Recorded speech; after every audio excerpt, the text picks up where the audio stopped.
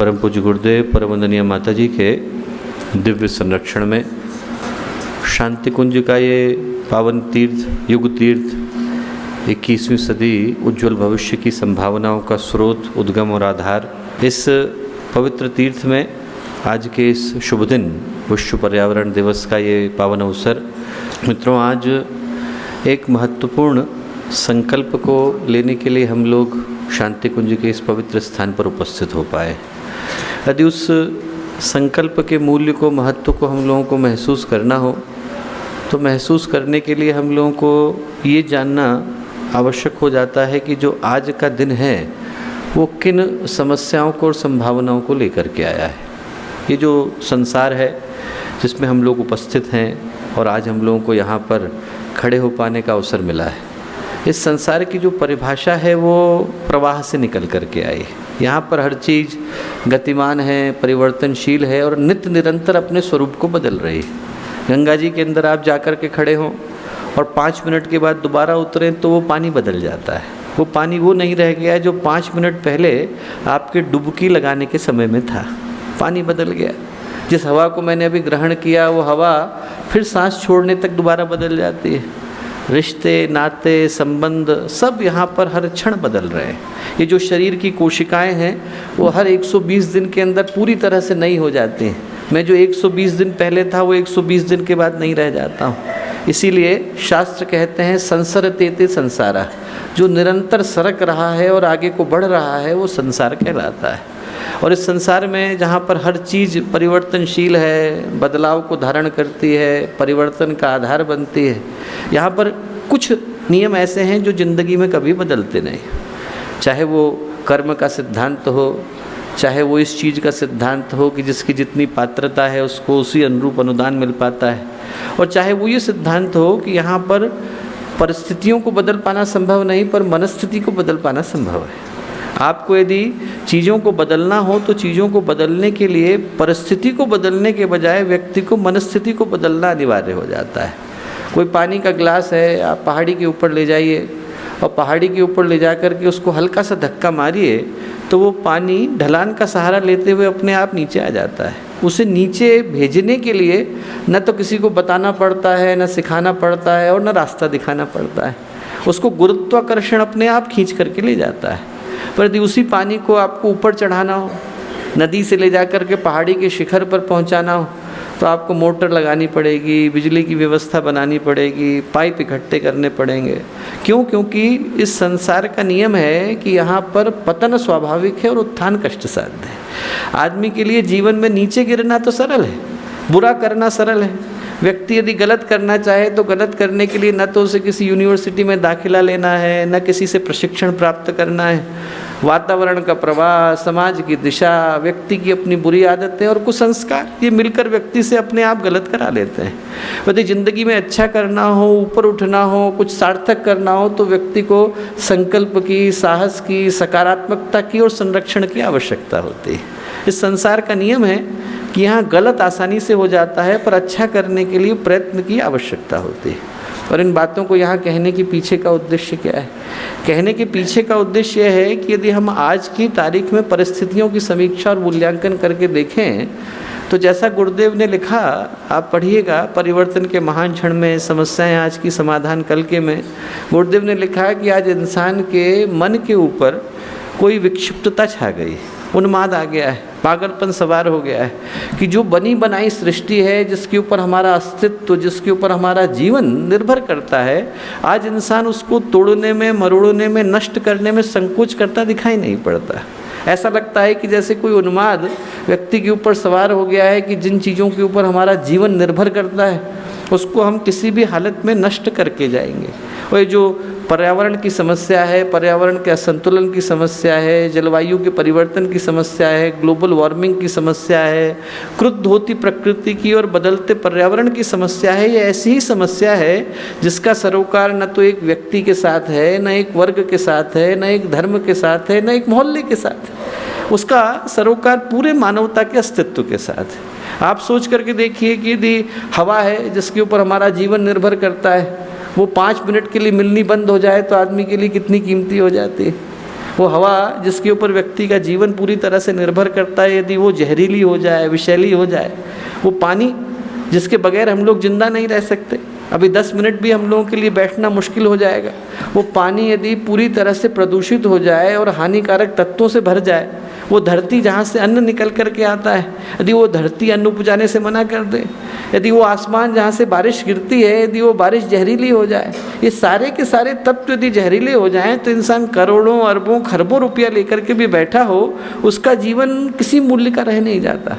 और आज के समय की जो परिस्थितियां हैं वो इस दृष्टि से मूल्यवान हो जाती हैं, क्योंकि आज की परिस्थितियां ऐसी विकृति को धारण करती हुई दिखाई पड़ती हैं। हवा है, आप उदाहरण के तौर पे उठा करके देखिए, आज भारत के 76% के करीब शहर हैं जहां पर हवा सांस लेने लायक नहीं रह गई। इतनी बुरी स्थिति है कि भारत में हर 8वीं मौत का जिम्मेवार कौन है? वायु प्रदूषण। युद्ध से, आतंकवाद से, हृदय के आघात से उतने लोग नहीं मर रहे जितनी जहरीली हवा के कारण मर रहे हैं। और आप ये सोचिए कि इन चीज़ों के ऊपर तो नियंत्रण कर पाना संभव है। आदमी को यदि हार्ट अटैक आता है तो उसको रोक पाना न रोक पाना हो सकता है डॉक्टर के हाथ में हो, भगवान के हाथ में हो, पर हवा को शुद्ध कर पाना तो हमारे हाथ में है। यदि हवा जहरीली हो जाए तो उस हवा को शुद्ध कर पाने की जिम्मेवारी तो इंसान के पास है। दिल्ली में आप आंकड़े उठा करके देखिए कि वहाँ 14 लाख के करीब बच्चे हैं, 14 लाख के करीब बच्चे 8 साल के नहीं होते कि उनके फेफड़े उस व्यक्ति के बराबर हो जाते हैं जो 20 साल से सिगरेट पी रहा था। 8 साल का बच्चा है, आप सोच के देखिए। तुलसीदास जी ने लिखा है, कोई करे अपराध को कोई पाए दंड। अपराध तो किसी और का है, 8 साल के बच्चे ने तो सिगरेट पी नहीं, उसने तो कहीं से कोई प्रदूषण किया नहीं, उसने कोई फैक्ट्री नहीं खोली, उसने कोई कारखाना नहीं खोला, पर वो किसी अन्य की किए गए अपराध की दंड को भुगतने के लिए मजबूर है। 8 साल का बच्चा है, 8 साल की उम्र में यदि बच्चा अस्थमा को, एटिलेक्टेसिस को, उन सारे पर्यावरण की समस्याओं को लेकर के चलेगा तो फिर उसकी ज़िंदगी में सुख आएगा कहाँ से? ऐसी स्थिति में जब हवा जहरीली है तो हम लोगों को ये सोचने की आवश्यकता हो जाती है। और हवा अकेली ही क्यों? पानी है। हम लोग कहते थे, आचार्य शंकर का सूत्र है, औषधि जाह्नवी तोयम वैद्यो नारायणो हरि, कि जो गंगा का जल है वो औषधि है और हमारे वैद्य तो एक ही हैं, भगवान। और आप सोच के देखिए गंगा के जल की स्थिति क्या है। आज गंगा के अंदर 150 के करीब प्रजातियां हर साल में नष्ट हो जाती हैं। उसके अंदर जितना बिलियन वेस्ट में डोमेस्टिक कचरा जा रहा है, इंडस्ट्रियल वेस्ट जा रहा है, वो इतना ज़्यादा जा रहा है कि जिसको साफ कर पाने की कैपेसिटी नहीं। हवा जहरीली है, पानी जहरीला है। 30% के करीब भारत की भूमि बंजर हो चली है। उसके अंदर जो है अम्लीय तत्व इतनी बुरी तरह से घुस गए हैं। आप जरा सोच के देखिए कि जो लोग सात्विकता का जीवन जीते हैं, तब भी आप सोच करके देखिए कि 35 साल के बच्चे को हार्ट अटैक कैसे आ जाता है, 30 साल के व्यक्ति को घुटनों का दर्द कैसे शुरू हो जाता है। इसलिए हो जाता है क्योंकि जो चावल उग रहा है, गेहूँ उग रहा है, उसके अंदर मोलिब्डेनम इतना है, उसके अंदर जिंक इतना है, उसके अंदर इतने ज़्यादा हैवी मेटल डले हुए हैं कि व्यक्ति सादगी का जीवन जिए, सात्विकता का जीवन जिए, तब भी जो पोषण तत्व निकल करके आ रहे हैं वो जहर से भरे हुए हैं। और ऐसी स्थिति को बदलने की आवश्यकता है। जो ऊपर से बारिश गिर रही है वो 30% सल्फर के साथ गिर रही है। ऐसी स्थिति में जब हवा जहरीली है, पानी जहरीला है, भूमि बंजर है, प्रकृति क्रुद्ध है, मौसम बेकाबू है, पर्यावरण प्रदूषित है, तो प्रश्न उभरता है कि ऐसे में किया क्या जाए। ऐसे में ये किया जाए कि जिन कारणों से ये सारी समस्याएं जन्मी हैं उन कारणों के ऊपर अंकुश लगाया जाए। वो सारी की सारी ग्रीन हाउस गैसेज जिनके उत्सर्जन से समस्या आती है, वो कारखाने जिनके कारण आज इंसान जो है इस विषाक्त हवा को जीने के लिए मजबूर है, वो पानी जो इतने बुरी तरह से जहरीला हो गया है, जहाँ पे फैक्ट्रियों का कचरा आकर के गिरता है, उन सब के ऊपर रोक लगाने की आवश्यकता है। और दुर्भाग्य देखिए कि ऐसे में पेड़ काटते चले जा रहे हैं, कारखाने बढ़ाते चले जा रहे हैं, बजाय इसके कि उन सारे कारणों के ऊपर रोक लगाए जाए जिनके कारण ये स्थितियां जन्म लेती हैं। व्यक्ति उन चीज़ों को और तीव्रता से करने के लिए तैयार है जिनके कारण ये सारी समस्याएं आज जन्म ले रही हैं। और ऐसे में किसी न किसी को तो इस वातावरण को शुद्ध करने की जिम्मेवारी लेने के लिए आगे आना होगा। और वो जो परंपरा है वो भारतीय संस्कृति के अंदर बड़ी गंभीरता के साथ विद्यमान है। हम लोग छोटे थे तब से ये सिखाते थे, माता भूमि पुत्रो हम पृथिव्या, कि हमारी माँ तो यही। छोटे बच्चे के अंदर भी ये भावना देते थे कि देखो ये धरती जो है वो ज़मीन पैर रखने के लिए नहीं है, आपकी माँ है। आप पहले इसका ध्यान रखोगे तो आपका ध्यान रखेगी। भगवान गीता में कहते ही हैं, वो कहते हैं यज्ञात भवन्ति भूतानि पर्जन्यादन्म संभव, यज्ञात भवन्ति पर्जन्य यज्ञ कर्म समुद्भव। भगवान कहते हैं कि जो चल रहा है अर्जुन, ये सब यज्ञ चल रहा है। जितनी नदियाँ बह रही हैं अपने लिए नहीं बह रही, समाज के लिए बह रही हैं। उसमें से जो निकल करके बादल आ रहे हैं वो एक के लिए नहीं आ रहे, सबके लिए आ रहे हैं। बादल बरस रहे हैं तो एक व्यक्ति के लिए नहीं बरस रहे, पूरे के लिए बरस रहे हैं। धरती अन्न उपजा करके दे रही है तो एक के लिए नहीं दे रही, वो सबके लिए दे रही है। और सब किसको दे रहे हैं? इंसान को दे रहे हैं। तो यदि इंसान इनको देना बंद कर देता है तो ये यज्ञ भी इंसान को भाग देना बंद कर देता है। ये जो सृष्टि का यज्ञ है वो आज अच्छे लोगों से प्रार्थना करता है कि हम लोग यहाँ से उठें तो एक गहरे संकल्प को लेकर के उठें। हमारे यहाँ पर ये चिंतन, ये भाव लंबे समय से विद्यमान रहा, लंबे समय से विद्यमान रहा कि हमारे यहाँ बाकी के देवताओं को हम बाद में पूछते हैं, पहले जो देवता सामने दिखाई पड़ते हैं उनको पूछते हैं। हम लोग शांति पाठ बोलते हैं तो जरा आप सोच के देखिए कि जब हम शांति पाठ बोलते हैं तो पहले किसको याद करते हैं? पहले पृथ्वी को याद करते हैं, फिर अंतरिक्ष को याद करते हैं, फिर औषधियों को याद करते हैं, फिर वनस्पतियों को याद करते हैं, तब कहते हैं कि देवता शांता। तब उसके बाद देवताओं की शांति की बात आती है। पहले तो पृथ्वी की शांति करी गई, अंतरिक्ष की गई। सबसे पहले तो उन देवताओं को याद किया गया जो जागृत जीवंत रूप में हमारी आँखों के सामने विद्यमान है। तो ये जो जीते जागते देवता हैं वो आप जैसे देवताओं को आज पुकार रहे हैं। और ये बड़ा सौभाग्य का दिन है कि उस पुकार को और किसी ने सुना हो न सुना हो, पर गायत्री परिवार के लोगों ने निश्चित रूप से सुना है। धरती माँ तो बहुत लंबे समय से करुण पुकार के साथ हर व्यक्ति को पुकार पुकार के यही कह रही है कि मेरे कष्ट को कोई तो सुने। और ऐसे समय में सुनने के लिए और कोई आगे आया ना आया, पर आप लोग निश्चित रूप से आगे आए। और आज का दिन जहाँ एक दृष्टि से संकल्प का है तो एक दृष्टि से गौरव की और अभिमान की प्राप्ति का भी है कि ऐसे समय में गायत्री परिवार के जो युवा हैं, जब एक बहुत बड़ा वर्ग अपने जीवन की दिशा को भूलता भटकता नज़र आता है, तो ऐसे में गायत्री परिवार के जो कार्यकर्ता हैं वो अपने जीवन की ऊर्जा को बड़ी सकारात्मक दृष्टि से एक अच्छे उद्देश्य के साथ लगाते नज़र आते हैं।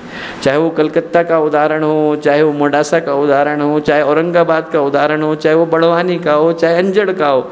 आप भारत में अनेकों जगहों पर घूम करके देखिए और इस सत्य को आप महसूस कर सकेंगे कि हर जगह पर वृक्षारोपण के ऐसे अद्भुत प्रकल्प गायत्री परिवार के कार्यकर्ताओं के द्वारा संपन्न किए गए हैं जिनका कहीं अन्यत्र उदाहरण देखने को नहीं मिलता। तो आज का दिन निश्चित रूप से शुभ संकल्पों का, शुभ प्रेरणाओं का और एक शुभ भाव को धारण करने का है। जो लोग भारत के विभिन्न स्थानों से आज इस उद्देश्य के लिए यहाँ पर आए हैं उनको मैं यही शुभकामनाएं देता हूँ कि जो संकल्प आप लोगों ने लिया वो किसी भी अन्य कर्मकांड से और किसी भी अन्य यज्ञ से ज़्यादा बढ़कर के पुण्यदायी हो जाता है।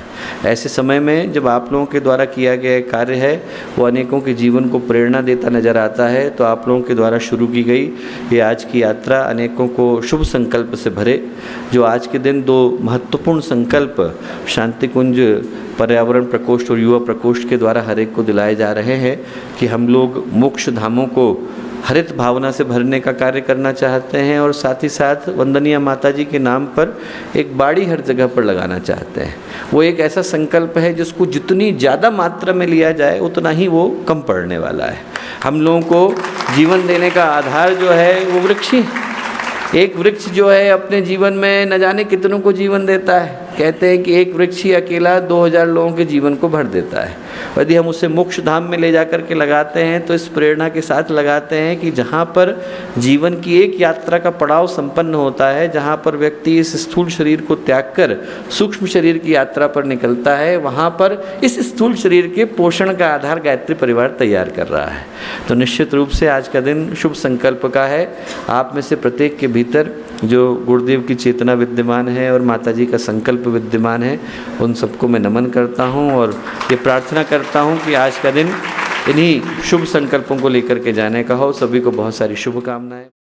हमारे YouTube चैनल शांति कुंज वीडियो गायत्री परिवार को सब्सक्राइब करें एवं बेल आइकन जरूर दबाएं ताकि गायत्री परिवार की विभिन्न गतिविधियों की जानकारी आपको मिलती रहे।